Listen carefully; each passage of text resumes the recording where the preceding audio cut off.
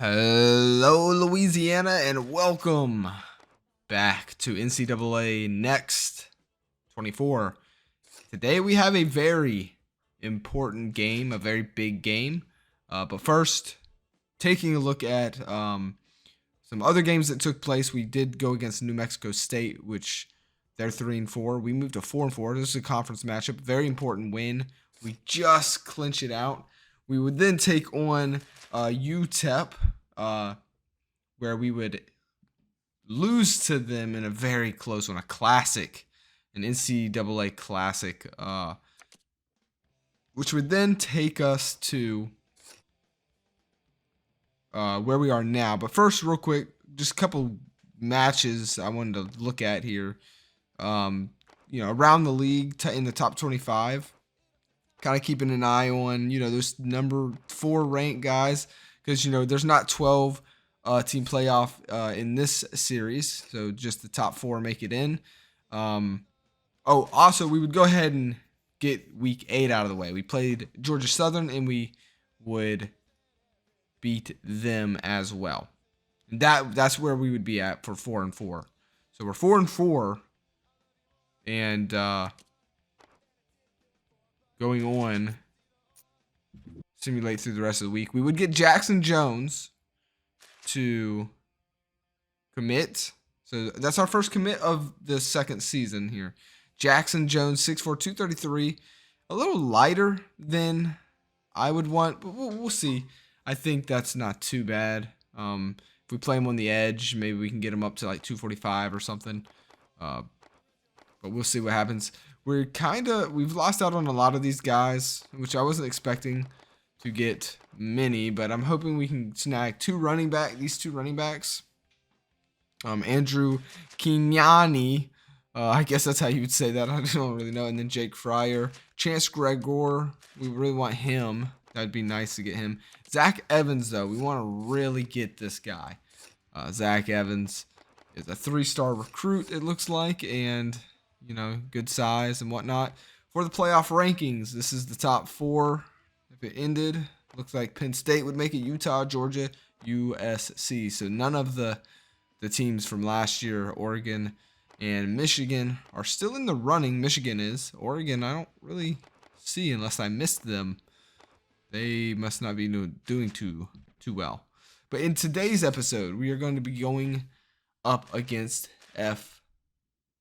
FIU. Now, Nick Daniels took a season-ending injury with a broken ankle. If you guys don't know, Nick Daniels led the team in sacks last year with 9. He had 3, but then went down with an injury, and so that's a huge missing player. And if you don't know, the LT Jazz are not very deep at all, so losing a guy like that really hurts our pressure at getting to the quarterback. So opening drive for FIU, and they would be driving down the field. I mean, this man's not missing a pass. The receivers and tight ends are catching the ball, breaking tackles, getting a lot of yak, and then they'd pick up the first down. And we had a chance to get off the field. Can't do it. Later, 3rd and 10. Defense trying to step it up and get a stop, and sure enough, we'll get the stop that we wanted.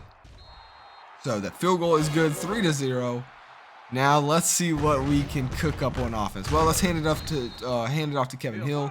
He'll battle uphill there and pick up the first down. Then gonna get shut down the second attempt. 3rd and 4. Casey Anderson. He's changing some things up. Pressure's coming in. He's going to find his man wide open. It's Peters picking up the first down. All right, we're looking kind of good. Picked up the first down. Let's keep it going. But no, Kevin Hill's going to cough the ball up. Fumbles the ball, and here we are. Not looking so good. That's unfortunate.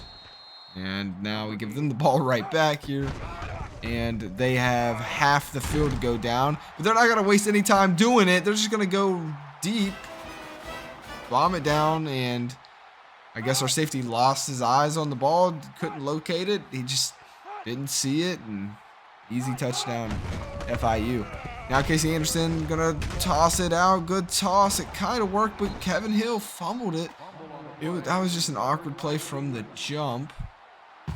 didn't really look clean at all. And man, this is looking pretty rough here. LT Jazz struggling for sure.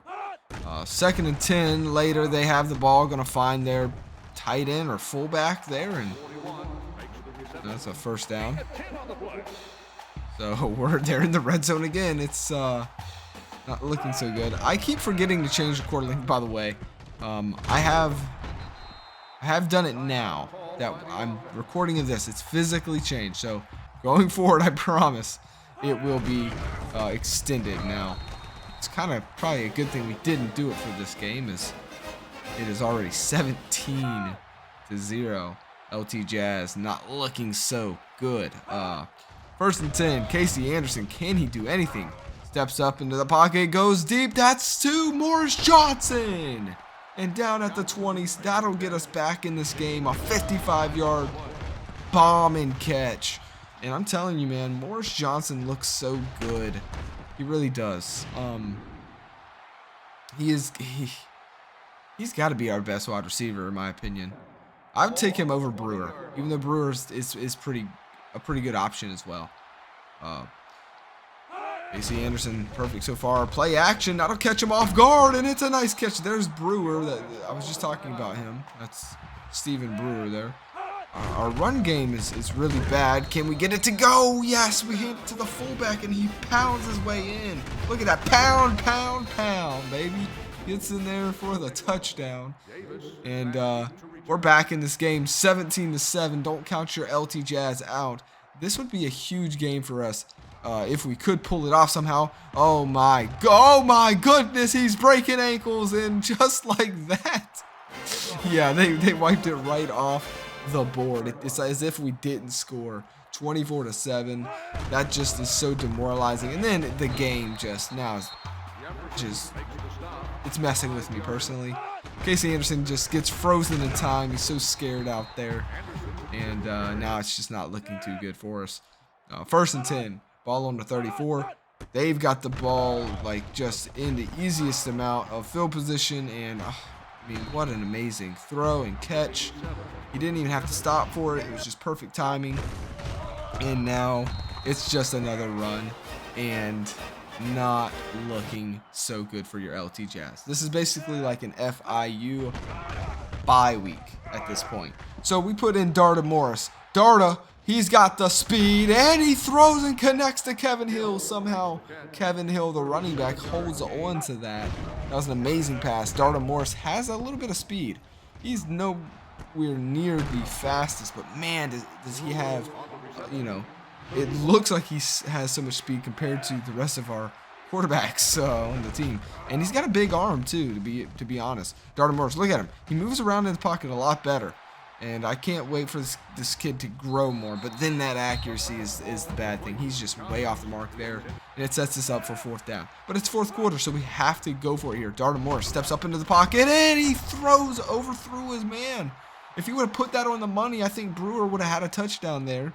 But Darta Morris, underthrew him, or it was just off the mark, and he threw a pick 6. And we lose this game 45-7, guys. Ugh, just not pretty at all. So we fall to a 4-5, and we are on the pace. We're hanging in the balance here. We may not get a bowl game 2 years in a row. That would not be good for us. So we got to figure out how to turn this around. And quickly. This next game we need to win. And it's 6 games, right? I hope that's how it works in this game. 6 wins and we get a bowl game out. I'm pretty sure. So I think we would have to, we want to win out, of course, but I don't know. Right now, I guess focusing on a bowl game isn't necessarily the right thing to do as a coach. I just need to focus on the next game. And that's what I'm going to be telling the kids here. Let's step it up, man. Some of you guys are seniors, You need to make every game count. So you can try and have somebody see if you want to make it to the pros, right? Though I don't think anyone's looking at the LT Jazz right yet. One day, though, we are going to be just as good as Alabama and Georgia. And I hope you guys are going to stick with me. And, we'll get there one day. But that's going to do it for me, guys. I hope you enjoyed. I'll see you on the next one.